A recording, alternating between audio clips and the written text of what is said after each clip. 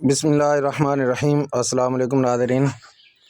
अज 12 जनवरी 2026 सुबह के तकरीबन 8 बजे ने तुहाडे सामने अज दे पाकिस्तान दे ओवरऑल मौसम दी और धुंध की सूरत हाल है। सर्दी कितनी कित्थे कितनी पई है, आवन वाले दिनों के विच कितनी सर्दी वध सकती है या घट सकती है, बारिश की की पेशगोई है, कित्थे किन्ना किन्ना इलाकों अज बारिश मुतवक्के है।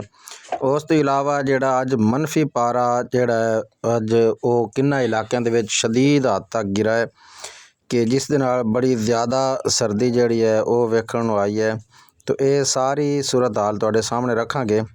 तो अगर हाँ उस तो इलावा जिहड़े दरिया दा है डाटा सैलाब मुतासरीन दा कि जिहड़े सैलाब दे नाल लोगों दी फसलां घर तबाह होए, उन्हां दे बारे गौरमेंट दी इस तो अगे की पॉलिसी है, मुजारियां नूं या ठेकेदारां नूं भी कोई चीज़ मिलेगी या नहीं मिलेगी या सिर्फ ज़मीन दे मालिक ही लैणगे। तो हर चीज़ तुहाडे सामने रखांगे इंशाल्लाह। अगर तुहानूं वीडियो पसंद आवे तो मेरे चैनल नूं सबसक्राइब ज़रूर करना है, वीडियो नूं शेयर करना है। तो हुण चलने अपने असल मौजू की तरफ।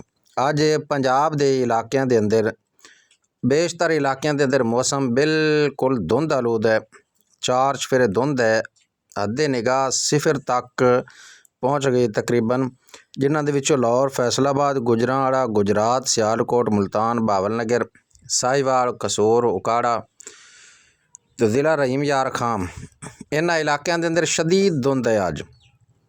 जबकि उत्थे जिहड़ी सर्दी दी मौसम की सूरत हाल है, सर्दी लाहौर के अंदर 3 सेंटीग्रेड तक अज पारा गिर गया, फैसलाबाद के अंदर 4, गुजरात के अंदर 4, गुजरांवाला 5, सियालकोट 2, मुल्तान 4, भावलनगर 4।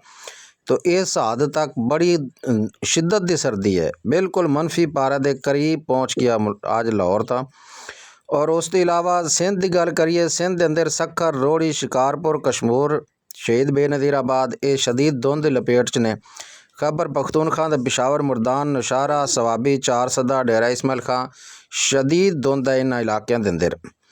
और अगर गल करिए बारिश की तो पंजाब के कुछ इलाकों के अंदर हल्की फुल्की बूंदाबांदी की अज जिहड़ा ना तवक्को है कि जिन्हां दे विचों मरी, कलियात, रावलपिंडी, अटक, जेहलम, चकवाल इन्हां इलाकों के अंदर हल्की फुल्की बारिश होगी और मौसम अबर आलूद रहेगा। लाहौर का मौसम भी जिहड़ा है वो अबर आलूद रहेगा। लाहौर, फैसलाबाद, गुजरांवाला, भावलनगर, उकाड़ा, साहिवाल इन्हां इलाकों के अंदर अज बदल रहणगे।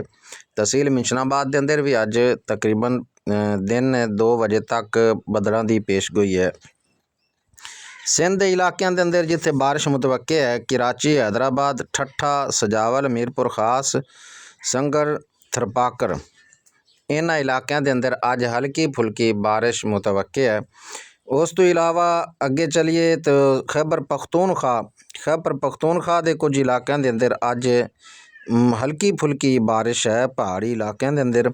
उस तो इलावा जिहड़ा पारा है उत्थे खैबर पख्तूनख्वा के अंदर सब तो ज़्यादा अज उत्थे गिर गया कि हुंजा के अंदर मनफी 20 सेंटीग्रेड तक बड़ी शदीद सर्दी, जमा देवन वाली, पानी टुरा जाता जमा देवन वाली सर्दी कि पारा मनफी 20 तक गिर गया स्कुर्दू। और उस दे गिरदो नवाह के अंदर जिहड़ा 8 सेंटीग्रेड तक पारा गिर गया। और बलूचिस्तान के इलाके कलात और बगरोट के अंदर मनफी 6 तक पारा जिहड़ा है वो गिर गया। डेरा इसमाइल खां डेरा उत्थे पारा जिहड़ा मनफी 5 तक गिर गया। इस हद तक इतनी शिद्दत की सर्दी है।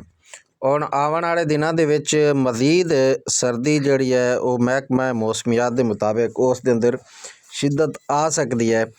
कि इस तो इलावा जिहड़ा अगर गल करिए सैलाब मुतासरीन दी, तो सैलाब मुतासरीन जिहड़े ठेकेदार ने या जिहड़े मुजारे ने या जिन्हां दे नां ज़मीन की मलकीयत नहीं है, इस तो पहलां तो गौरमेंट ने उन्हां नूं कुछ भी नहीं दिता, सिर्फ जिन्हां दे नां ज़मीन आई मालिक ज़मीन उन्हां नूं कुछ मिला है। इस तो अगे दी मुकम्मल मुस्तनद खबर नहीं है। तो कुछ ज़राए तो ये मालूम होया है कि इस तो अगे गौरमेंट की पॉलिसी है कि जिहड़े बंदियां दे फसलां डुबियां ठेकेदारां दियां और उन्हां तक उन्हां दा मुआवजा नहीं पहुँचा, तो उन्हां दा मुआवजा देवन की कोशिश की जा रही है। ਔਰ ਜਿਹੜੇ ਲੋਕਾਂ ਦੇ ਮਕਾਨਾਤ ਜਿਹੜੇ ਨੇ ਉਹ ਗਿਰੇ ਤਬਾਹ ਹੋਏ, ਉਹਨਾਂ ਦੇ ਮਕਾਨਾਂ ਦੇ ਪੈਸੇ ਵੀ ਜਿਨ੍ਹਾਂ ਦੇ ਨਾਂ ਜ਼ਮੀਨਾਂ ਨਹੀਂ ਨੇ, ਮੁਜ਼ਾਰੇ ਨੇ ਜਾਂ ਰਾਖ ਵਗੈਰਾ ਰਹਿੰਦੇ ਪਏ ਨੇ, ਉਹਨਾਂ ਦੇ ਮਕਾਨਾਂ ਦੇ ਪੈਸੇ ਵੀ ਦੇਵਣ ਦੀ ਗੌਰਮੈਂਟ ਦੀ ਪਾਲਿਸੀ ਹੈ ਕਿ ਜਿਨ੍ਹਾਂ ਦੇ ਸਰਵੇ ਹੋ ਚੁੱਕੇ ਨੇ, ਗੌਰਮੈਂਟ ਦੇ ਕੋਲ ਆਲਰੇਡੀ ਰਜਿਸਟਰ ਨੇ, ਉਹਨਾਂ ਦੇ ਸਰਵੇ ਹੋਏ ਕਿ ਜਿਹੜੇ ਪਟਵਾਰੀ ਜਿਹੜੇ ਉਹ ਕਰ ਲਗੇ ਸਰਵੇ ਦੇ ਨਾਲ ਫੌਜ ਦੇ ਬੰਦੇ ਆਏ, ਇੱਕ ਫੌਜ ਦਾ ਜਵਾਨ ਆਇਆ ਨਾਲ। ਉਹ ਸਰਵਿਆਂ ਦੇ ਮੁਤਾਬਿਕ ਗੌਰਮੈਂਟ ਦੀ ਇਹ ਪਾਲਿਸੀ ਕੁਛ ਜ਼ਰਾਇਤ ਤੋਂ ਇਹ ਮਾਲੂਮ ਹੋਈ ਹੈ ਕਿ ਉਹਨਾਂ ਨੂੰ ਕੁਝ ਨਾ ਕੁਝ ਦੇਵਣ ਦਾ ਗੌਰਮੈਂਟ ਦਾ ਇਰਾਦਾ ਹੈ। ਔਰ ਜਿਹੜੇ ਮਾਲਿਕ ਜ਼ਮੀਨ ਨੇ ਜਿਨ੍ਹਾਂ ਨੂੰ ਅੱਗੇ ਫਸਲਾਂ ਦੇ ਪੈਸੇ ਆ ਗਏ ਨੇ, ਮਕਾਨਾਂ ਦੇ ਨਹੀਂ ਆਏ, ਉਹਨਾਂ ਦੇ ਹੀ ਅਕਾਊਂਟਾਂ 'ਤੇ ਜਿਹੜੇ ਪੰਜਾਬ ਗੌਰਮੈਂਟ ਦੇ ਬੈਂਕ ਆਫ ਪੰਜਾਬ ਦੇ ਅੰਦਰ ਉਹਨਾਂ ਦੇ ਅਕਾਊਂਟ ਚਾਲੂ ਨੇ, ਉਹਨਾਂ ਦੇ ਅੰਦਰ ਪੈਸੇ ਟਰਾਂਸਫਰ ਕੀਤੇ ਜਾਣਗੇ ਉਹਨਾਂ ਦੇ ਮਕਾਨਾਂ ਦੇ। ਔਰ ਜਿਨ੍ਹਾਂ ਦੇ ਮਕਾਨਾਂ ਦੇ ਪੈਸੇ ਆ ਗਏ ਨੇ ਉਹਨਾਂ ਦੇ ਪੈਸੇ ਫਸਲ ਦੇ ਨਹੀਂ ਆਏ, ਤਾਂ ਫਸਲ ਦੇ ਪੈਸੇ ਵੀ ਉਹਨਾਂ ਦੇ ਅਕਾਊਂਟਾਂ ਦੇ ਅੰਦਰ ਟਰਾਂਸਫਰ ਕੀਤੇ ਜਾਣਗੇ। ਇਹ ਅੱਜ ਦੀ ਮਾਲੂਮਾਤ ਹੈ। ਅਗਰ ਵੀਡੀਓ ਪਸੰਦ ਆਵੇ ਤਾਂ ਵੀਡੀਓ ਨੂੰ ਸ਼ੇਅਰ ਕਰਨਾ, ਲਾਈਕ ਕਰਨਾ, ਚੈਨਲ ਨੂੰ ਸਬਸਕ੍ਰਾਈਬ ਜ਼ਰੂਰ ਕਰਨਾ ਹੈ। अस्सलाम वालेकुम वरहमतुल्लाहि वबरकातुहू।